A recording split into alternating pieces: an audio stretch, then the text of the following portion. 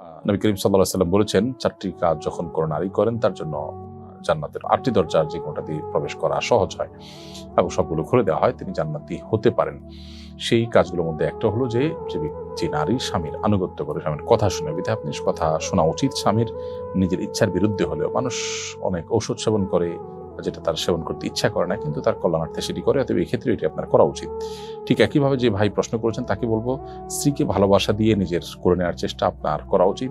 একজন অন্যজনকে ব্লেম না করে নিজের দায়িত্বটা আদায় করা উচিত। স্ত্রী চিন্তা করবেন যে আমি আমার কর্তব্য পালন করি, স্বামী যদি আমার কোনো ত্রুটি করে সে আল্লাহর কাছে দায়ী থাকবে।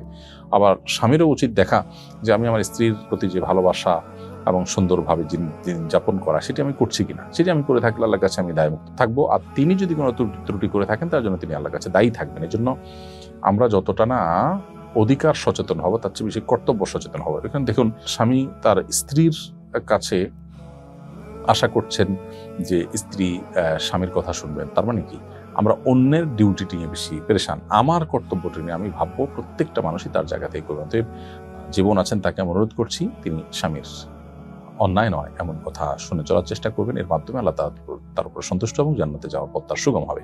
আর স্বামীরও উচিত স্ত্রীর কর্তব্যের কথা চিন্তা যতটুকু করবেন, তার সাথে নিজের কর্তব্য সঠিকভাবে আদায় করার চিন্তা করবেন। কারণ আল্লাহর কাছে স্ত্রী যদি আমার কথা না শোনেন, আমার তো কোনো দায় নেই, কিন্তু আমার যেটুকু দায় আছে সেটুকু জায়গাতে আমি যেন পরিষ্কার থেকে সেই চেষ্টা করতে হবে।